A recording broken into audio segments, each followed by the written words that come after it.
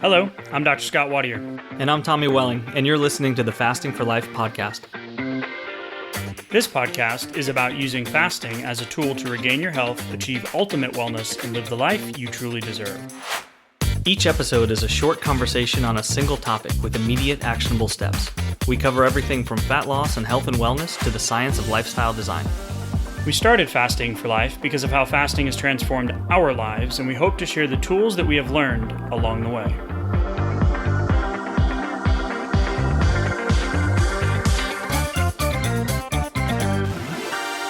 Hey everyone, Dr. Scott here. As always, I am here with my good friend and colleague, Tommy Welling. Good evening to you, sir. Hey, Scott, how are you? Doing awesome, man. Good. We are rocking and rolling with the challenge. I know you just came off of a Facebook Live on this Tuesday night. Yeah, I did. We talked about psychology, struggles, kind of went into a deep dive of some of the early transitions and then what happens later during the extended fast, talked about self-image, failure points, just a lot of good stuff in there, a lot of good feedback too. Yeah, it was awesome. I was actually on as a guest listening, and I was starting to put comments and under the training video because I was like, oh, wow. Yeah, I never even realized some of the pain points you were going through. I was like, yep, that was me. Yep, that was me. Yep. So it was pretty eye opening, but it was really good stuff. And we've been just seeing amazing feedback and people really getting on board. And we'll talk about a couple of amazing testimonials of the results people are getting only just a few days into it. So, recap last week, we talked about the launch of the challenge. So obviously we are rocking and rolling. We did a couple of long trainings, tag team over Facebook Live this weekend. And then I did one yesterday, you're today. We're going to, just continue the momentum throughout the week. And then last week's podcast, we talked about a lot of the FAQs and the frequently asked questions and conversations that we have, and also providing some solutions to those. And, the messages in response on that has just been amazing too. Yeah, it's been huge. A lot of people really resonating with those. I think it's helping a lot of people get started. We're getting some good just emails back. A lot of people getting the fast start guide and asking for wait lists for the challenge. We've heard that a lot. We were able to put in a lot of people. We closed the window and then we started. We allowed a few more people to come in before we really got rocking and rolling with the challenge. So that was good. We got a good group, really supportive. So it's been awesome so far. Yeah, and we want to thank you guys too for all of you that have kind of joined us on this journey as we started to roll this stuff out. We kind of get our feet underneath us. Like we just keep saying, the feedback's been so positive. Got an email from Pete the other day from New Zealand. New Zealand. That, Pete. Yeah, shout out to Pete on the email. He said he got started with the challenge, got in right at the buzzer there, and so he's having some good success getting in. He said the podcast making it a lot easier to get going with it, and so we have fans around the world. So that's a really cool thing. Yeah, who knew, man? So crazy, so amazing too. So we're just really grateful for each and every one of you that's leaving us the positive feedback. We want to, again, just continue the conversation and the journey with y'all. So continue the great work. We so appreciate your support. And we'll just kind of dive in today with our main topic. Like what we're going to talk about is something that I believe is one of the more, I don't want to say misunderstood, but misrepresented or not talked about main components of a healthy overall health profile, healthy metabolic function, healthy hormones. Like I heard an analogy from a doc that I followed the other day, and he's a colleague. He's been in the health profession as a functional medicine provider for, I think almost 30 years now. And he's got dozens of clinics that he works with and mentors. And he used the Swiss watch analogy, where the body is like a Swiss watch, where every piece is connected to another piece. There isn't a piece or a process that is not related somehow through a series of channels or a series of wheel, what are those little things called on watches? Gears. Gears. And so when we look at, healthy weight, yes, insulin is the major player, but there's so many other external inputs and internal inputs and internal, proteins and hormones and just so many other things that, sleep really is important. It just doesn't get as much, discussion as I feel like it should. Yeah. Yeah. I mean, sleep is one of those things where it's kind of, you hear about it a lot, but we want to dive into what's really effective and what are those things that can really halt our progress, even when we have the best method to get the results that we're looking for. We can still throw a wrench in the whole situation. We can detract from every bit of progress if sleep's not on point like it should be. So that's why we'll be talking about that. Yeah, and a lot of people too, like myself. I mean, I always prided myself on being a night owl. Sure. I didn't really work. I mean, I didn't really sleep much in school. I would stay up late. I was, in the high school years, I was, working in restaurants, bussing tables, and then I started a landscape company. So I was working late hours, and then the restaurant business through undergrad, and then late nights in grad school, and then full-time practice. So it was like, when's my downtime? Well, it's at night. Yeah. So I always prided myself on that, but I didn't realize that I was feeding the beast the entire time. And I'll Right. explain what I mean by that. And the frustration is, when I finally started doing everything right and really learning about my health, I've always had the interest, since, just like you, since a young age, of working out and nutrition and physiology and that kind of stuff. But when I really started doing everything right, the frustration was like, okay, why am I not seeing the results over long term? I'm not talking week to week, but like month to month and year to year. And come to find out, sleep was one of the main players in my struggle. Um, Lack of Mm. sleep, lack of being able to go to sleep, lack of being able to stay asleep, lack of feeling rested, always wanting to nap. It was just amazing that, it just became normal to me that I would be up from 2 to 4 every morning. Like, Mm. my best sleep would come between 5 and 7. Well, if that's not messing up your hormones, I mean, heck, never mind the circadian rhythm Yeah. alone, which controls so many, like, things like dopamine and serotonin and all that. It was just, it made so much sense when I started diving into it. And come to find Wow. out, insulin and sleep have a really, really tight relationship.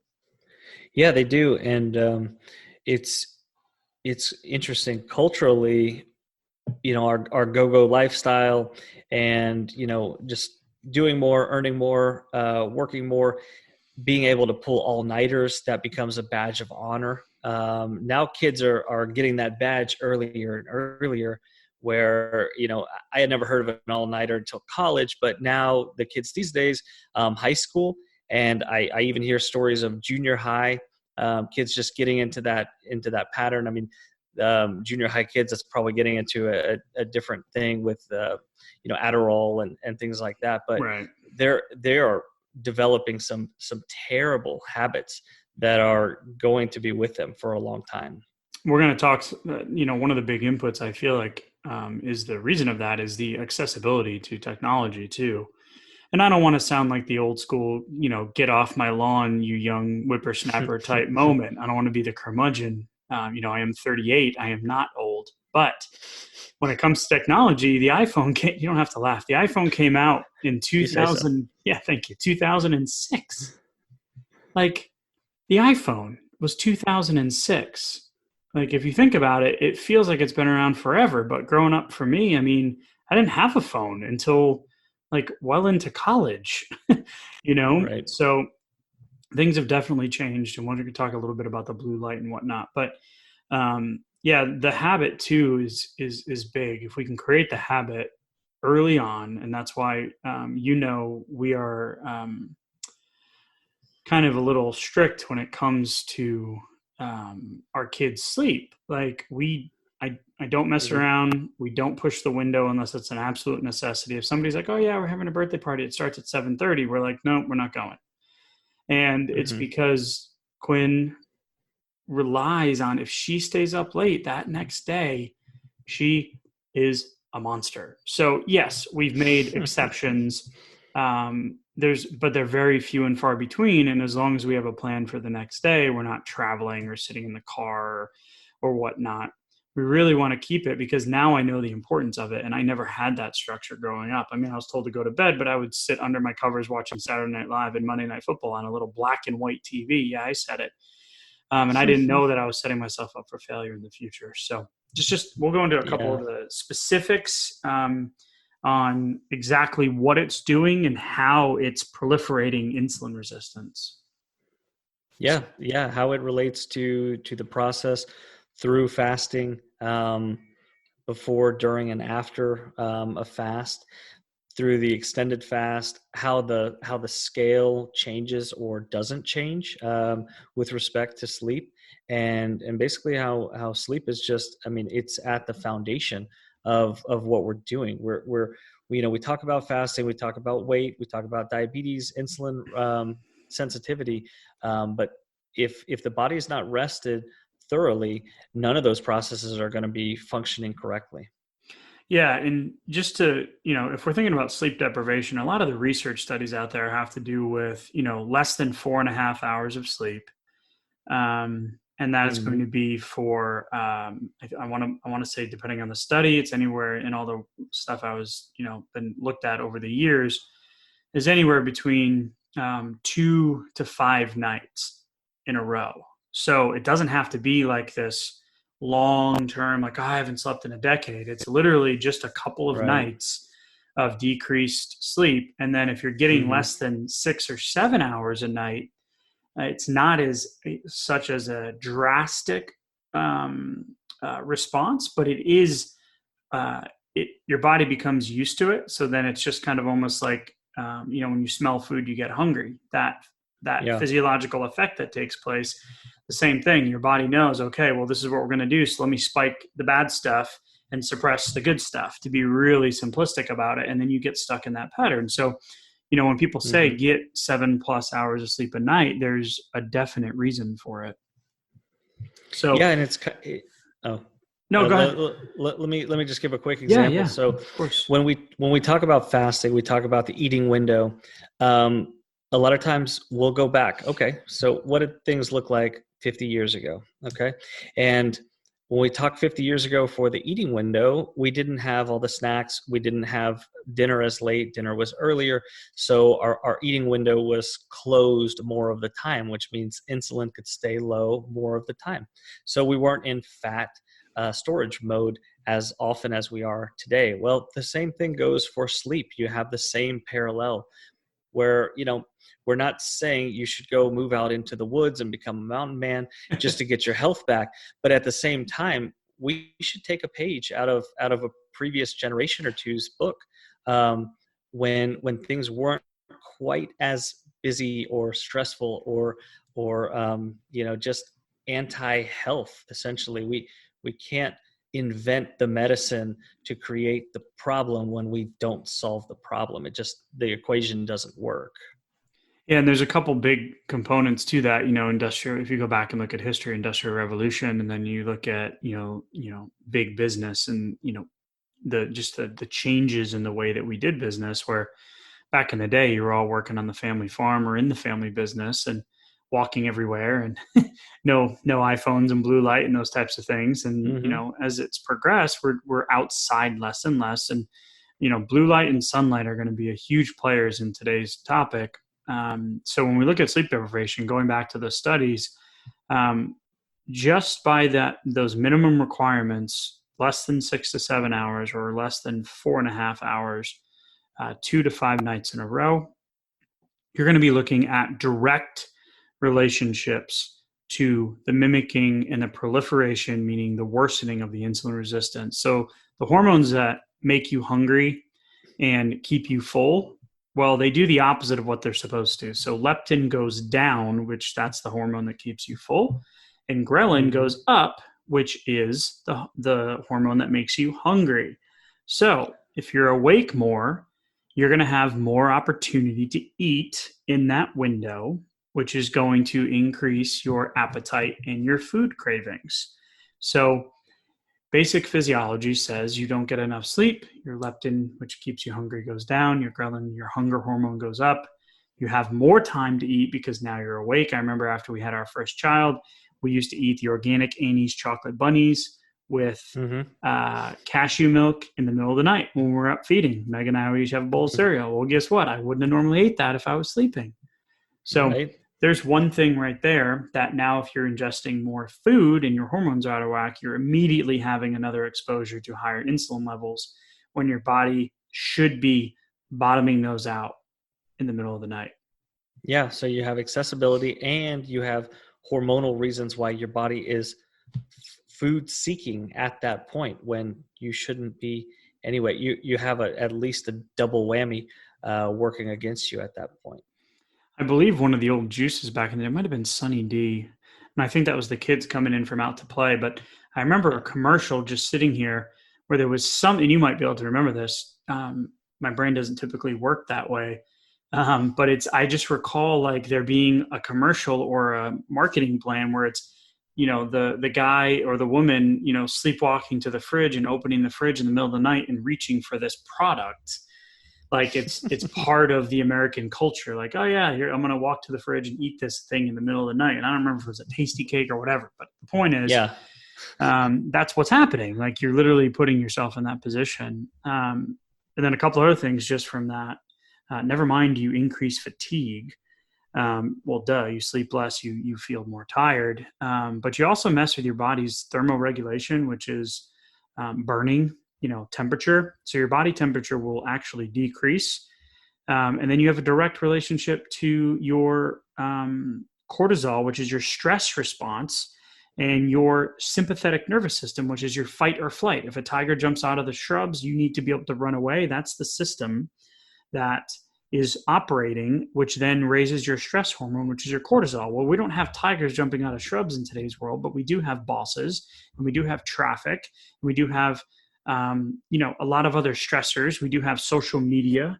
We do have the political climate that's constantly being bombarded us by every, possible outlet on social media platforms and Twitter and snap face chat thing or whatever else it is, so we have these extra stimulus where global warming, whatever it is, you have these extra stimuli. So never mind, are you getting it during the day, but now because you're not sleeping, it's doubling up. So your cortisol is going up and your sympathetics are going up. And that is not what you want in the middle of the night. So you're losing your body's natural ability, which is all going to increase your body's insulin resistance. So metabolic rate and flexibility is a big one. So when your body temperature goes down, you're not having as much burning, so you're not thermoregulating properly. So your metabolic rate and your flexibility, so your body's ability to be flexible and balance based on your day-to-day stress levels and your food intake also goes down. So again, it's going to result in insulin being in the body longer and being in the bloodstream longer, which is going to decrease your body's ability to use glucose effectively. So you're literally just pouring gasoline on the fire and not giving yourself a break when your body is supposed to be resting in deep REM sleep or going through the 4 stages of sleep during the night. So, when I started reading this stuff, I was like, oh no, this is me. Right. So Tommy, you talked about a lot about this, how the scale will change or won't change.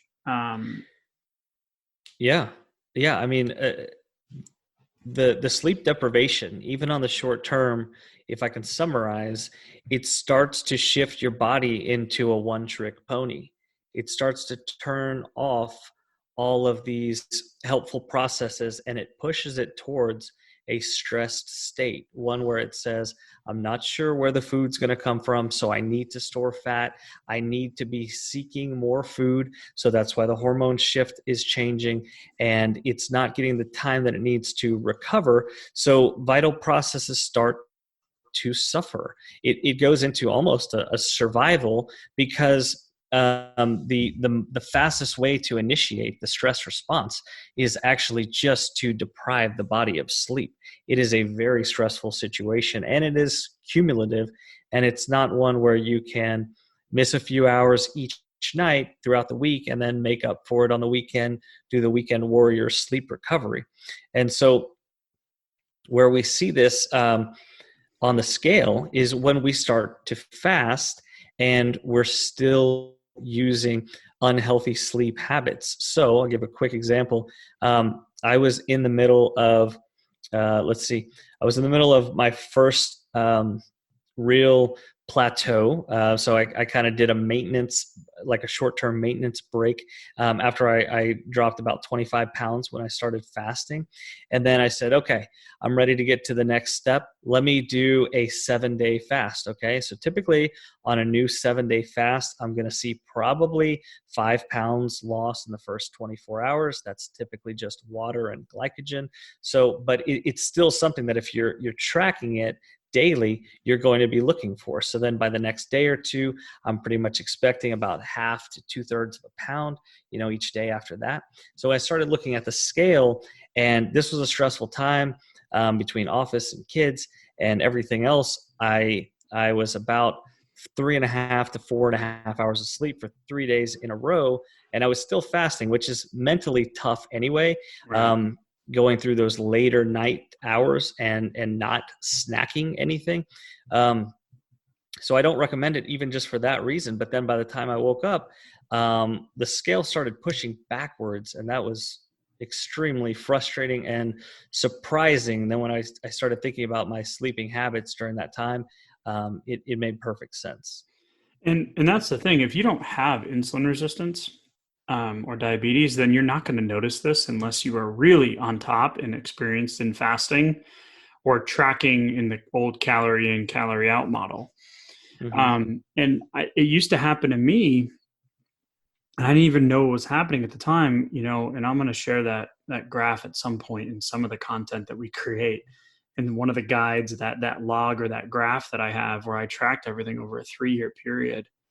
Mm-hmm. And you can see where, and Meg would say, my wife would say this to me too, because we'd be, prepping for a trip. We'd be going to the blue water somewhere for her birthday, a couple of years back. And it was always, okay, here's 6 months. Here's my numbers. I'm going to calculate. I need 300 deficit per day if I want to lose 35,000 calories, which is 10 pounds, blah, blah, blah. And I Mm-hmm. would just calculate it out, and I would have my goal.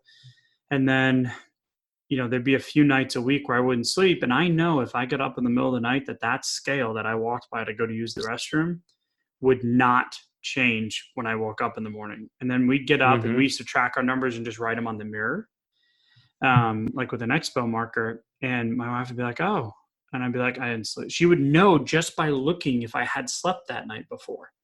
It was Right. crazy. And in the beginning, I didn't realize it, but then I was like, oh yeah, if I sleep, I'm going to lose 3 to 5 if I'm fasting. If I don't sleep, not going to happen. So the proof's in the Yeah. pudding, as my dad would say, with one of his wonderful phrases. So it's if you're aware of it, it's there and it's happening. In the long term problem is if it happens over years, just like my dad, he woke up every morning at 2:30 to go to work. He worked in a grocery store, so he was there. He had to open the store as the receiving manager. And that Mm-hmm. directly leads to, because you have all these things taking place, your insulin levels are up, your insulin's in the bloodstream longer, your glucose tolerance goes down. And now you're talking about proliferating, not just having, but forcing and accelerating the process of insulin resistance, weight gain, obesity, and metabolic syndrome. So you're literally pushing yourself towards diabetes, or if you have diabetes, you're pushing yourself farther into it. That is why sleep is so important. So, Yeah. looking at how to be successful with it would obviously be the question that we get a lot, right, Tommy? Right. Yeah. Yeah, What not do to I be do? doomsday. Yeah. You're like, you Yeah. can't I sleep. mean, Well, you're screwed. yeah. No. I mean, there are ways, and just being aware of the literal consequences, especially with regard to your overall health, your fasting regimen, and how the best laid fasting plan, and getting through a 48 or a 72-hour or however long you just did, but not keeping control of your sleep, knowing that it's going to negate that, that's going to be powerful motivation for you to keep that aligned with your fasting goals as well. And that's why we're talking about it. Yeah, 100%. And here are the 5 things that I do. And there's a lot of other things you can do, but these are the 5 things that, I personally do. And we've talked a lot about these. And the first thing is get up and out of bed in the morning and get out and see the sun. The research shows 30 minutes outside in the sun with the sun rising in the morning, it resets your circadian rhythm, which works hand in hand with your sleep and with your insulin resistance. So the sun actually naturally gives us red lights and infrared lights, which we can't see. And those are direct opposites to the blue lights. So the blue light meaning the screens, the iPads, the LED light bulbs, the TVs, all of those different types of things. So they're basically just wake up signals for the brain. Yeah. And it's like, okay, boom, here I am. Great. Now, if you can work outside and look at your computer, then you're wiping out the effect of the computer screen as it's happening, which is some pretty cool stuff. So the additional benefit is if you do work out, or even if you walk in the morning, because you actually have a 2 times fat loss, which was crazy. And I didn't even know this. And I've been working out. I mean, you started at what, 12? I think I started at 14. Yeah. And I didn't know that. So if you're outside in the sun, there's so many benefits. So the first thing you want to do is to set your rhythm. And like you said, give your brain the cues it needs, is to get up and get outside in the morning. Yeah. The opposite of that is blue light in the bedroom. Especially at night. Are you a TV in the bedroom guy, Tommy? TV in the bedroom. So that's my wife's old habit from when she was a kid. So mine too.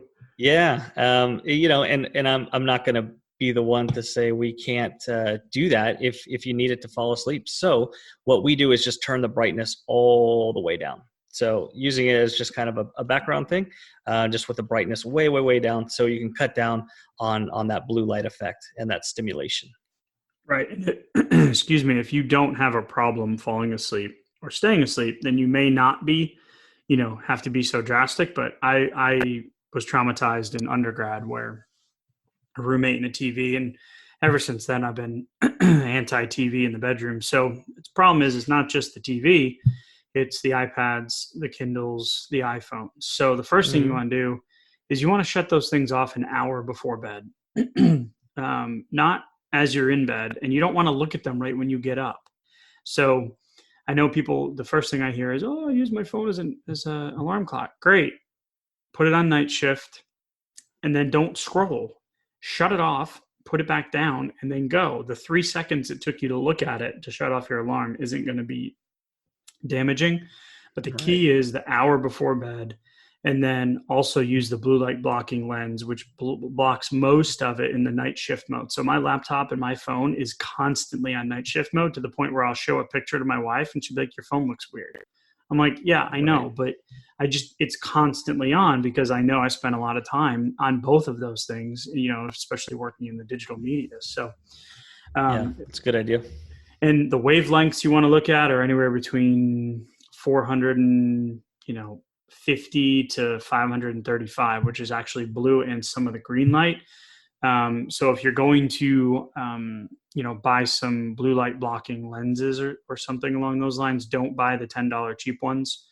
Do a little research and look at those numbers, because you want to be specific about that. So, Tommy, I know you talk about the, eating what to eat later in the day.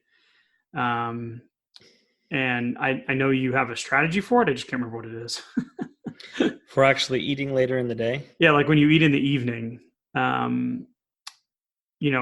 I think I had to do along with the lines of like carbs and larger meals in the evening and those types of things. But just the earlier you can eat, the better, obviously. Yeah. But that doesn't always work with lifestyle. So the later it's going to be, just keep it smaller. If it's going to be later, smaller is better. The later it is, the less alcohol right before bed. does bad things with your blood sugar. It can overly make it overly volatile and mess you up with your rhythms and wake you up in the middle of the night even. So the same That's thing. crazy. I didn't realize that. Mhm. It'll wake you So up. Wow. yeah, so if you come crashing down, your body says, "Oh, wait a minute, we need to do something about this," and alarm bells go off, and then you can actually wake up from it. And then Wow. it's even worse when it's a high carbohydrate meal, a bigger meal. You'll have gastrointestinal distress, maybe some acid, and that will keep you out of those deeper sleep cycles as well. Yeah, that's a really good point. So caffeine is another one. So I know for me, caffeine, I was doing double venti quad shots at one point, and I could literally feel like the chest flutters, super high Hmm. stress, running the big clinic and new baby and changing locations and my wife's new practice and all that kind of stuff. I just remember like I used to literally have to stop drinking caffeine for a while. Ideally it's 4 to 6 hours before bed, but really I try to shoot for that 2 o'clock in the afternoon. Ideally it would be even earlier, like 12 p.m. Mm. Okay. But just stay aware of it. Everybody that's listening, just, try it for a few days. And, if you're fasting, it's going to be, for me, I like to have that black coffee in that 2 o'clock range. It's kind of a habit because that's typically when I would have my crash post lunch back in the day, but now I don't have that problem. So it's just, I Hmm. like that black coffee then, but I usually try to cut it off by 2. And then alcohol is 3 hours before bed.